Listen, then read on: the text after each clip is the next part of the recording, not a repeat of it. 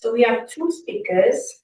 Helena Anderson is an AHRC Collaborative Doctoral Partnership student researching Gwen John's studio collection with Amgueddfa Cymru, Museum Wales and the University of Bristol. And Anna Falcini is a multidisciplinary artist and researcher. She was awarded the British Council Wales Commission to research Gwen John in Paris for the Wales. It's my pleasure to welcome both speakers. They'll both be giving a presentation, and then at the end there'll be an opportunity for questions and discussion. So I'll ask Helena to come first, and then Anna will follow. Diolch yn fawr iawn.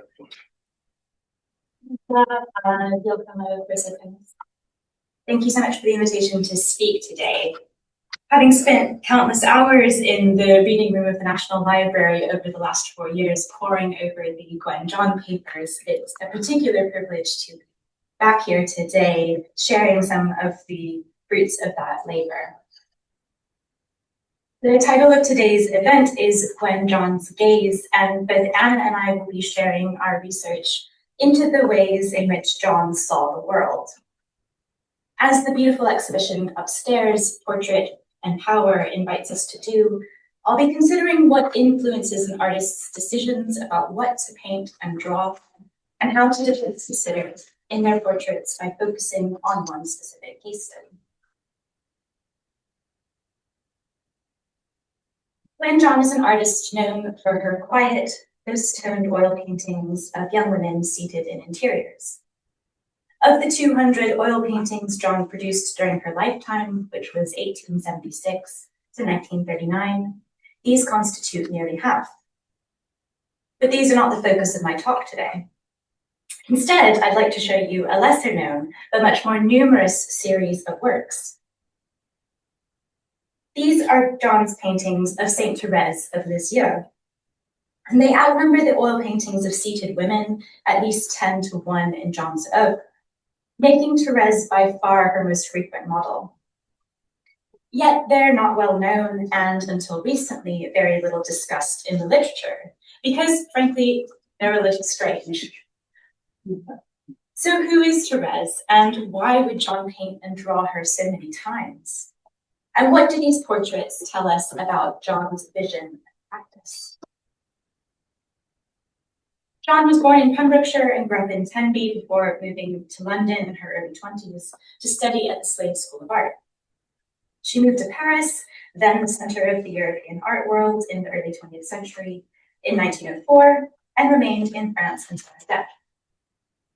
Around 1910, she moved from Montparnasse, the left bank neighborhood of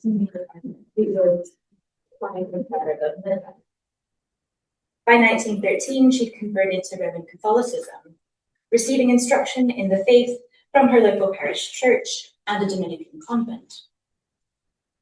It's my contention, and shared with, for one, Lucy Wood in her recent essay, that perhaps more than any other influence, John's conversion had a profound impact on her artistic vision. John was commissioned to paint a portrait of the convent's 18th century foundress, Mère Marie Couspin, after an engraved portrait on a prayer card. The commission ended up taking nearly 7 years due to John's slow working and the convent's subsequent request for further copies. But also because in these works, she was grappling with a new painting style.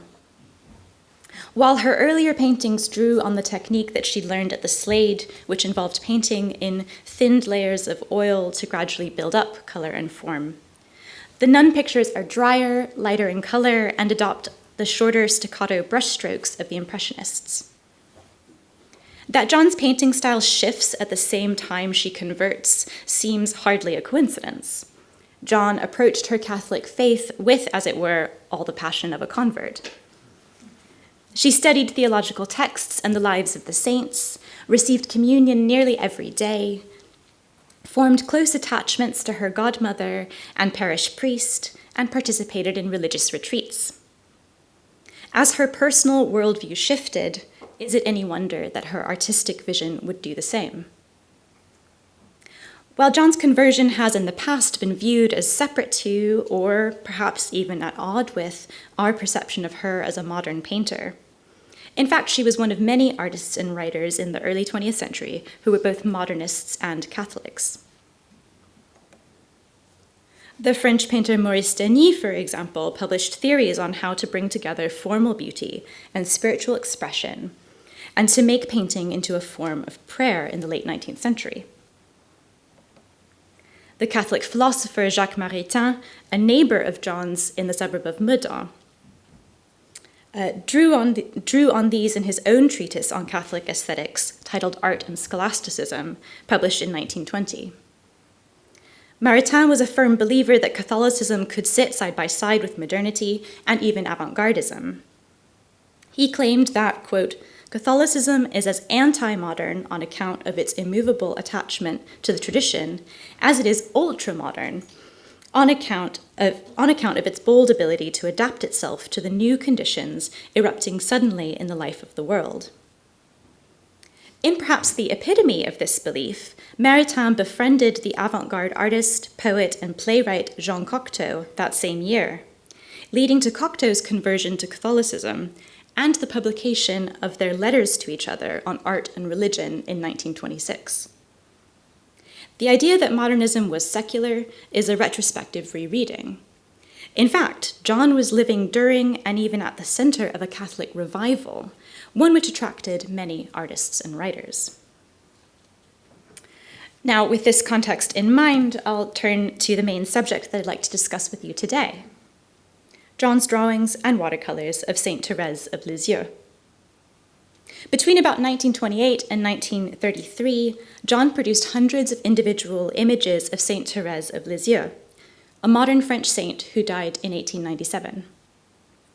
John scholars have puzzled over these images for decades, labeling them as evidence of an obsessive personality, as modernist formal experiments, and as unconscious doodlings. But I would argue instead that they're evidence of John's engagement with contemporary trends in Catholic theology and popular culture, debates around modern and religious art, and questions of reproduction and authenticity. And studying them can tell us a huge amount about her artistic gaze. So who was Saint Therese of Lisieux? Born in 1873, Thérèse Martin was almost a direct contemporary of John's.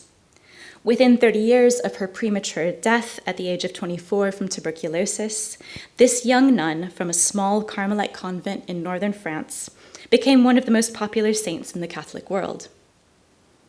The Carmel published her collected writings in 1898 under the title L'Histoire d'une âme, the story of a soul. By 1915, they'd been translated into dozens of languages, and over 200,000 copies, plus a further 700,000 copies of abridged versions had been sold. In 1923, she was beatified, and in 1925, she was canonized, and at the time, that was the fastest canonization since 1588. She had wide appeal from soldiers praying to her on the front during World War I, before she even became a saint, to avant-garde artists revering her as a symbol of Catholic modernity. Jacques Maritain, who I've just discussed, references her in Art and Scholasticism, and Jean Cocteau quoted Thérèse in his published letter to Jacques Maritain. Quote, "To all ecstasies, I prefer sacrifice." And Cocteau adds, "Poets should have these words tattooed on their hearts." Several biographies of Thérèse were published, and she appears in novels and essays, from Radcliffe Hall's The Well of Loneliness to Vida Sackville-West's The Eagle and the Dove. By the 1920s, as historian Stephen Schlosser puts it, quote, "The fin de siècle girl saint had been transformed into the patroness of misunderstood avant-gardists everywhere." While much of Thérèse's rapid rise in popularity can be explained by her relatable life story, her accessible theology, and her childlike devotion to God, the convent also deliberately built a cult around her after her death. 3 of Thérèse's siblings were also nuns in the Carmel at Lisieux when she died, and together they took it upon themselves to promote her legacy and advocate for her canonization. As part of this campaign, her sister Céline, who is an artist, developed an iconography for her, painting standardized images of Thérèse, like the one in the center here, as a round-faced, doe-eyed girl which fit in with pre-existing saint imagery. And they proved incredibly popular. Prayer cards featuring these paintings were issued as part of the canonization campaign, and afterwards the Carmel reproduced them on a huge variety of merchandise, from calendars to napkin rings. And they still are today, as you can see from the image on the right, which comes from Sophia de Boyck's thesis on the cult of Thérèse, to which I'm much indebted in my own research. Painting was not the only means through which Céline built an iconography for her sister, though. Born in the 1870s to a middle-class family, Thérèse had been photographed throughout her life, and due to her short life and rapid canonization, she was one of the first, and certainly the most ever photographed saint at the time. The Carmel owned 47 original photographs of Thérèse, many of which were taken by Céline after both she and Thérèse had entered the convent. The Carmel did not, however, release all of these photographs, in spite of growing demand for images of Thérèse. Céline only allowed a handful of photographs to be released, and only after heavily retouching them in a way that modified Thérèse's features so that they matched her paintings. Céline maintained that the retouching was necessary because the original photographs did not show Thérèse as she really was. As she said in a published statement later in life, quote, "Brutal mechanical processes of reproduction showing only the physical structure of the face cannot capture the soul any more than they capture refinement of manners or the scent of a rose. What I always and only wanted to capture and show to others as much as possible was this je ne sais quoi, with the true picture of her soul beneath her features." Céline's sisters and the Carmel stood behind her claims of being the only person capable of capturing Thérèse's true likeness. And the Office de Lisieux, the official body which published devotional material of Saint Thérèse, accepted and promoted the retouched images as authentic, and rejected both the original photographs and all other depictions of her.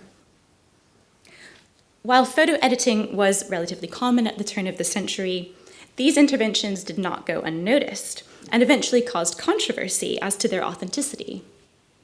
Unauthorized images of Thérèse began to circulate, which the Carmel and the Church worked tirelessly to discredit. In 1923, for example, the Abbé Paulin Guillotot published an unretouched version of the Thérèse aux images portrait, much like the one on the left here, claiming it as, quote, "the authentic portrait that allows us to discover through her physiognomy the great soul of the little Thérèse." A rebuttal was launched by the local bishop's office, which published dismissals of the image's authenticity appearing in newspapers. But these apocryphal studies and images began a tradition of scholars, seekers, and writers attempting to uncover the authentic Thérèse.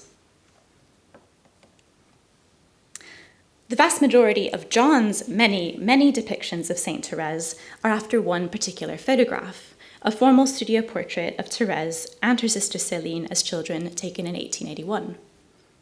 The National Library owns a copy of this image that once belonged to John, though it's currently on view in Cardiff as part of the Gwen John Strange Beauties exhibition. The sheet itself is well worn and paint splattered, telling us that John used it frequently in her studio.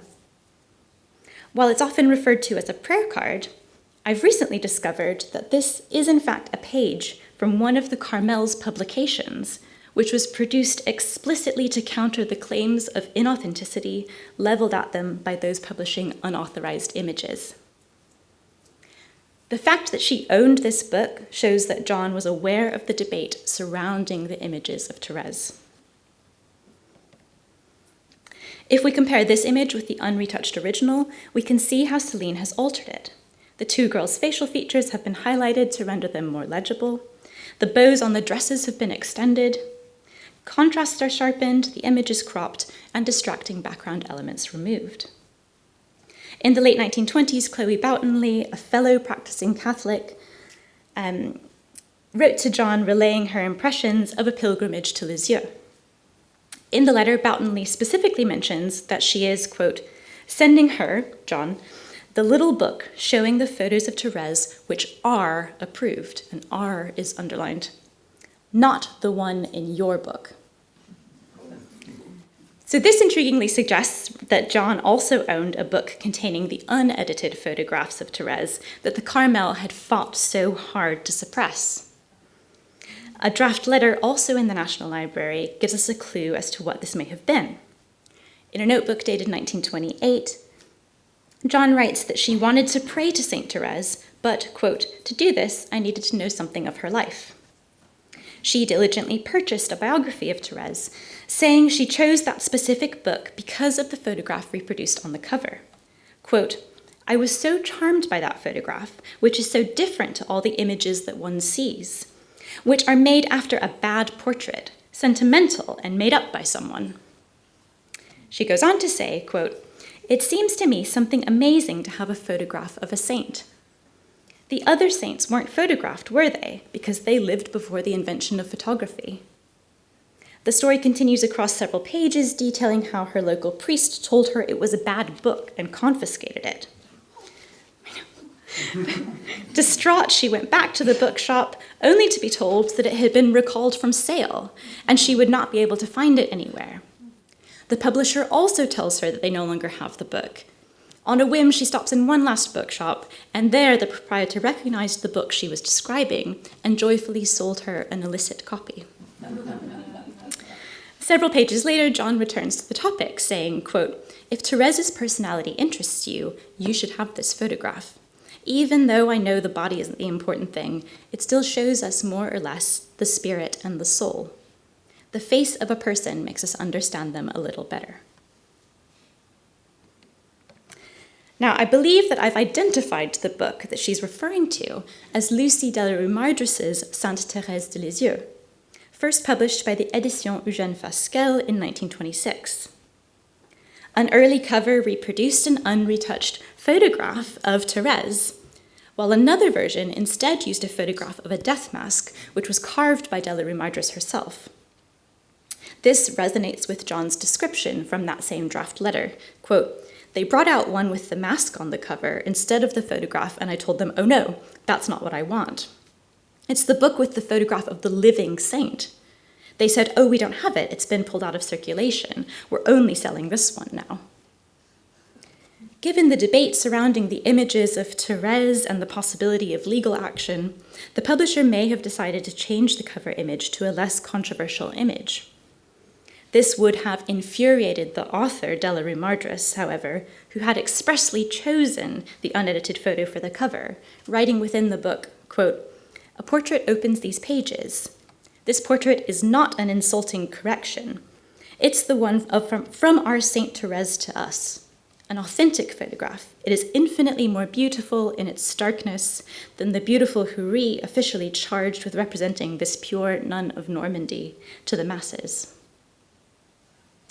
John's veneration of the authentic photograph on the cover, in spite of the church's opposition to it, demonstrates how, as a convert, orthodoxy was less important to her than faith. For both de la Rue-Mardresse and John, seeing Therese's true face was both crucial and almost unbelievable.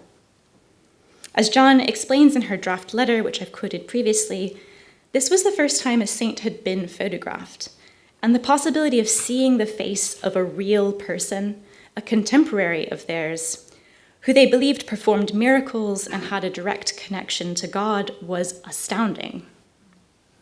In a belief system that venerates relics based on their proximity to a saint's body, this is no small consideration, but a profound revelation about the nature of photography and the real. The implications of this context, then, for how we read John's images of Saint Therese are significant. These are not mindless doodlings or obsessive compulsions. While she was certainly influenced by modernist formal considerations, these were rooted in questions of representation and authenticity, not just form and composition. Like Céline, John forthrightly manipulates images of the saint over and over. Like Céline, she crops, enlarges, adds and removes elements, and sharpens and blurs the faces. In some, she adds color, inventing complements and contrasts where the photograph had none. Like Céline, maybe, she was also searching for the truth, the soul, for the je ne sais quoi within the photograph through her repeated reworkings, meditating on the true face of Thérèse, while also acutely aware of what the camera could add or take away. Her project is all the more complex and yet all the more modern, given the layers of original, retouched, and reprinted images that she had to wade through. And so, I argue, with each drawing, John was attempting to move closer to the real Thérèse. If we apply our findings from this discussion of the Saint Thérèse images to some of John's better-known works, perhaps we can see in them, too, something more than just formal experimentation, but rather a search for the truth, the soul, the je ne sais quoi, in other words, to authenticity, in both a spiritual and a modernist aesthetic sense of each sitter. Returning to the themes of the Portrait and Power exhibition, I hope that by discussing at length a portrait which John herself pondered and recreated incessantly for many years, I've touched on and added to the discussions about portraiture explored in the exhibition. Who holds the power in making and disseminating images of others? How representations can be altered and why? And the meaning of portraits for those who look at, or in this case, venerate them. Thank you. Diolch yn fawr.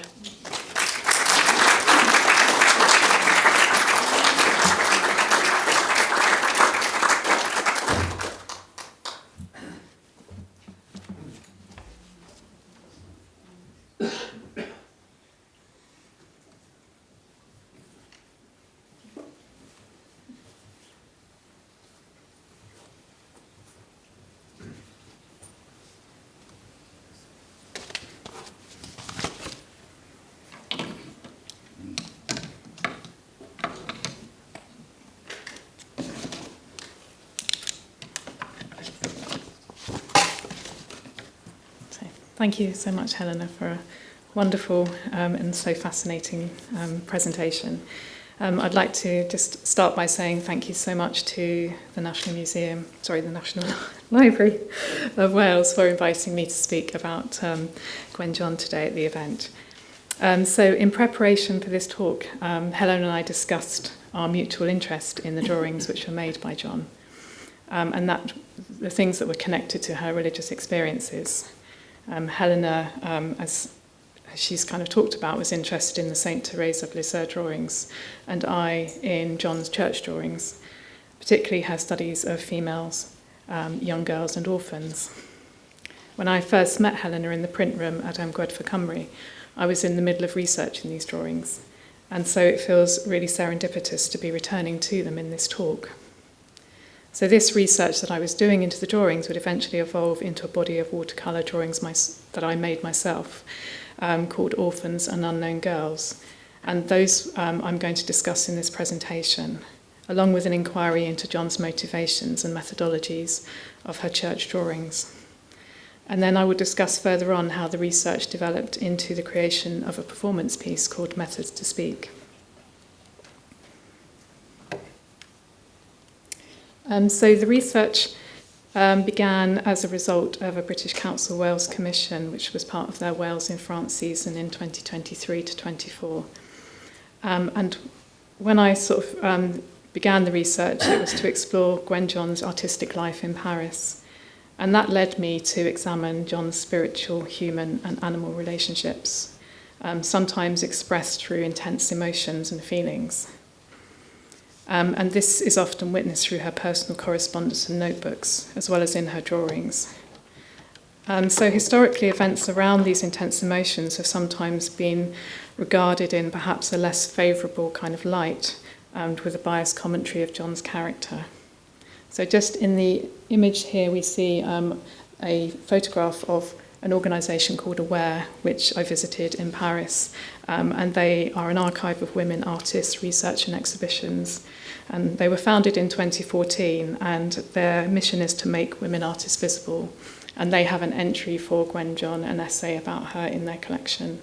And then on the other photograph is a photograph of the station at Amgueddfa, where I just so happened to get onto the out onto the platform, and there was an image of Gwen John looking over at me. So through my research, I was interested in shedding light on these emotions and these intensities to try to provoke new readings and bring to the foreground the emotional conflicts which acted in parallel to John's artistic life.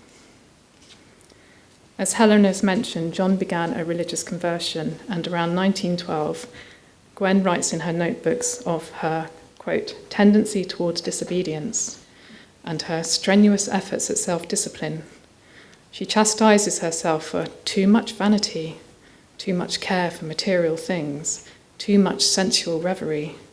And then she continues, you have put yourself away from God, disobeyed God. You have been undoing the work of the past, putting aside God's gifts. And it dramatically concludes, God, your lover, is waiting for you. Make that step that will bring you nearer to being a saint. Every moment is holy. Do not soil the moment. So these are selected quotes from letters from the National Library of Wales collection, and they're quoted in Sue Rowe's biography of Gwen John. And it just gives an example of John's depth of feeling and emotion and her intentions that I became really interested in. And as John took this new direction towards God and a more spiritual pathway, she also began developing this regular pattern of drawing in the local Catholic church of Saint Martin, where she attended Mass. And this is a modern-day photograph of the church, and you can see the inside of it where she would have sat and made the drawings. And the practice of drawing was as intense as her dedications. And as Lucy Wood notes, it continued regularly for the next 2 decades, leading to a large body of drawings. And these drawings were of the congregants of the church. Wood concludes that John regarded this drawing practice as critical to her devotion to God, a very purposeful act of faith that brought her closer to, quote, revealing beauty in everyday life. So in a letter here to her great friend Ursula Tyrwhitt, Gwen kind of remarks upon the fact that she was really delighted that Ursula had kind of found pleasure in her drawings. And then later on in the letter, she kind of remarks about how her patron, John Quinn, had chosen a drawing of a little boy and had been selecting drawings with somebody else while she was out of the room, and she was most annoyed about this, and how dare he, sort of take the liberty of thinking he could take whichever drawing he liked. So clearly she was very kind of attached to her drawings. So art historian Anna Falcini has also established that for John, sketching the congregants was, quote, a ritualistic act, and that there was a curious tension in the act of drawing so boldly in church, which was set against the sort of regime and repetitive order of the Catholic Mass, the constraints of that. And this kind of sort of stability of the church seemed to also appeal to John's kind of character as well. And it was in fact Anna Falcini's essay, Gwen John, 2 albums of watercolours, that became the catalyst for my visual work about John's church drawings. The essay explores how in 2010 at Princeton University Library, the art historian had by chance come across 2 albums of drawings by John, which were hidden amongst the papers of the poet Arthur Symons, and it contained a number of church studies. The drawings at the time were actually unattributed to John, but Falcini had recognised them as being by the artist.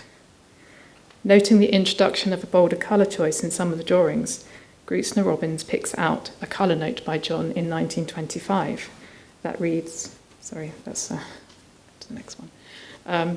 Faded brown pansy, orphan in church, first Vondredi, quiet happiness, marigold, child with a vermilion bow, on a gold ground, a smile. So the notebook is here actually in the library collection, and it's just photographed on the right-hand side. And then a drawing that's in the collection at the Amgueddfa Cymru shows a girl with a red ribbon on a gold ground. And this is one of the kind of drawings that I've kind of found later in my research, which I was very excited about. So these simple words tingled and leapt off the page, fizzing away in my mind.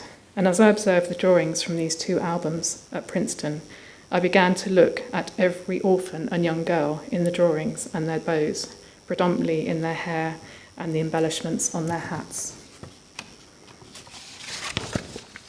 John had carefully rendered the bows with individual expression, some large and flouncy, others more discreet and clipped. This is one of the images from the Princeton collection. The individual styles of the bows conveyed the status of the figures, their degrees of autonomy, or conversely, the confines of their lives. A particularly large, flouncy bow in pink on a figure is, in Grootsner Robin's words, quote, "all bows and flowered hat, like a brilliant coloured butterfly, to interrupt the rows of sombre poverty." So I was quite attached to this particular bow. I began to make studies of the bows using watercolour in vermilion that John had been so charmed by. The watercolour was an unforgiving medium, its fluidity on the paper threatening to spill into unruly forms. I also explored dry mediums like pastel, which had more stability on the paper and could be built up without the time-limited nature of using watercolour. However, I really love the fluidity of the watercolour and its scope to echo the ephemerality of the bows, their tumbling folds, gathers, pleats and crisp edges, as they secured the hair or wrapped around a hat. So I found this technique where I would apply the paint and it could be quite fluid and you didn't know where it was going to go, and then I would kind of soak up the areas with little chinks of blotting paper, waiting for the bows to then dry and then go back to rework the process later. So it was this kind of ongoing process, creating a layering of the medium on the paper. And then I found that certain bows began to appear more frequently, and they would appear in my compositions as I selected them, and they sort of became more finessed the more I worked with them. I began then to seek out the drawings of orphans and unknown girls in church in Amgueddfa Cymru's collection. Lucy Wood, the senior curator of Gwen John Strange Beauties, patiently assisted me in finding the boxes in the archive and discussing with me the nuances of the drawings. So I would photograph every bow from a church drawing that I could find, every possible example of a hair bow or a decorative bow on a hat. So this just shows some of the kind of research that I would then take back to my studio. I would make notes in the archive with my sketchbook sometimes, and also take photographs and then go back and explore the different materials. So here just shows when I had lots of photographs of the bows, I would just lay them out on my kind of studio floor, and then as I was making drawings I would pick certain kind of orphan girls or unknown girls that I was really drawn to, and the bows, and then I would start making compositions with them. So initially the bows then appeared as compositions on larger sheets of paper, and that kind of reminded me of the clusters of orphans and unknown girls that were within the space of the church. And then through trial and error I kind of perfected the compositions of the bows, sort of developing more of an interplay that felt more dynamic and purposeful, which spoke to me more of the absent figures that appeared in John's original drawings. Later on, I began to research the albums that John had made to contain selected and curated drawings. Their construction and intentions by John for the gifting of these show the regard that John had for her drawing practice. There was something quite significant about the fact that the albums in the Princeton collection had been dismantled and their drawings removed from inside. There are no known albums of drawings intact that we know about in any archives, collections, or in private collections at present. The drawings appear to have been dispersed or are separated from their protective album covers, and the loss of the original albums of drawings underpinned the very nature of the lost identities of the female figures in the drawings themselves. Inspired by John's original concept of the albums, I began developing a body of drawings that selected individual bows, creating 2 sets of 7 drawings with text from John's notebook of 1925, which captures words from the phrase that was originally in that notebook. And these works will be contained in 2 bespoke portfolios and exhibited alongside the larger watercolour drawings at a future solo show at Plas Glini Weddu in October 2026. The drawings will be displayed to reflect the working practices of the archive and to illuminate these female figures back into the contemporary gaze. The hair and bows were discreet and subtle expressions of identity, and John paid particular attention to them. The liminal status of hair is crucial to its meaning, observes Siri Hustvedt in her essay, Much Ado About a Hairdo. It grows on the border between person and world, she says. The manipulations of hair were particularly essential to presenting the self as respectable in the period of Gwen John, and even more so at Mass. Quote, "A never combed head of hair may announce that its owner lives outside human society," says Hustvedt. Some of John's most daring self-portraits, indeed, show her with her hair loose, unabashed, and they capture moments of female autonomy. And this is an ongoing conversation that I'm exploring with a new work in film and performance. The liminal status of hair that Hustvedt identified emerges as a position that John occupied as she became involved in an intimate relationship with the sculptor Auguste Rodin. The liaison between them resulted from the professional agreement for John to model for a new commission for Rodin that he had received for the Whistler's Muse Commission, which was to celebrate the artist James McNeill Whistler. John literally had to remain at the boundary of the sculptor's life in order to maintain his reputation and status.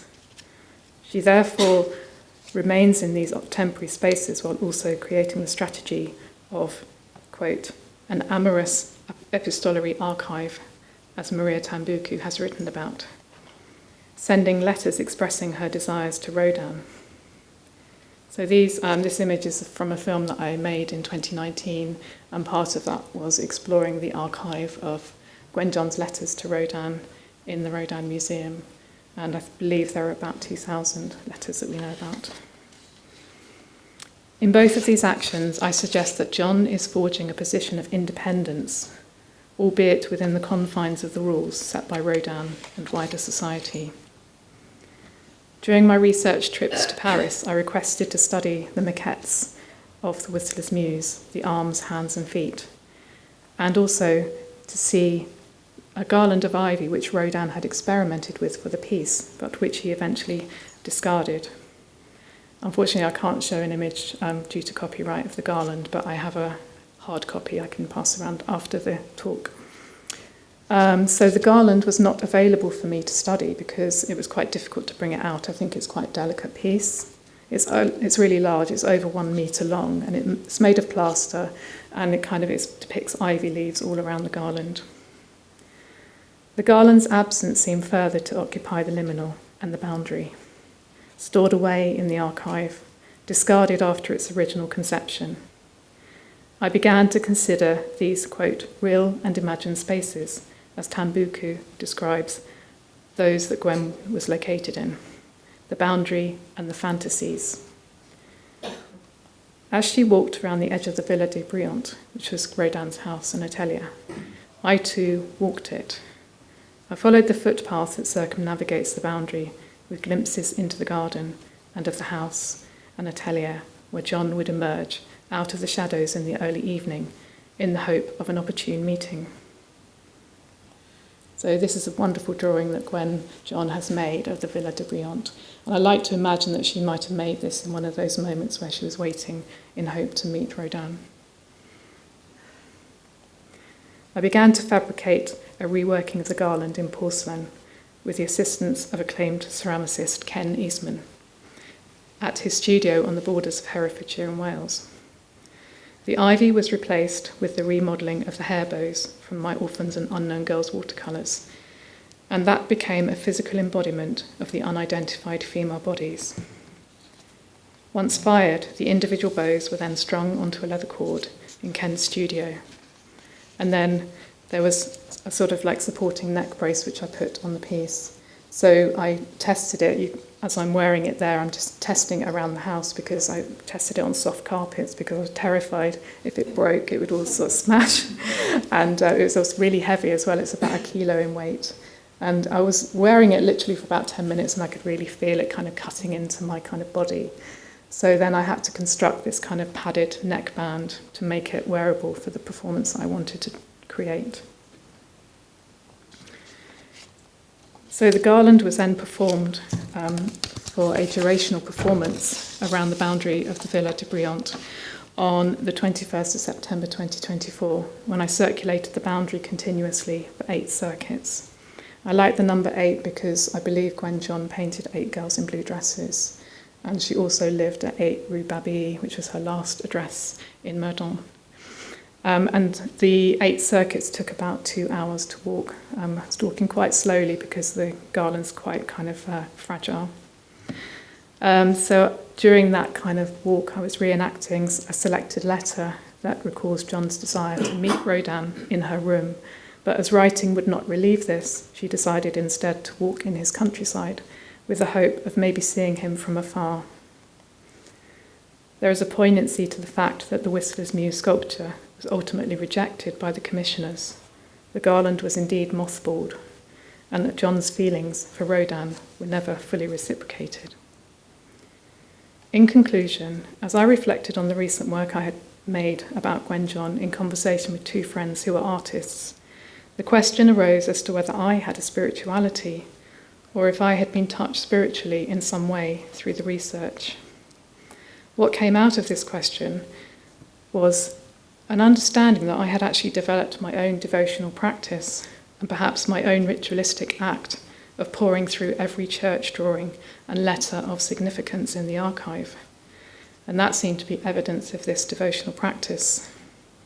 By looking for Gwen in the archive, I have made my own spiritual connection to John's life as a woman and as an artist. And perhaps in doing so, I have revealed my own experiences and artistic life. Thank you.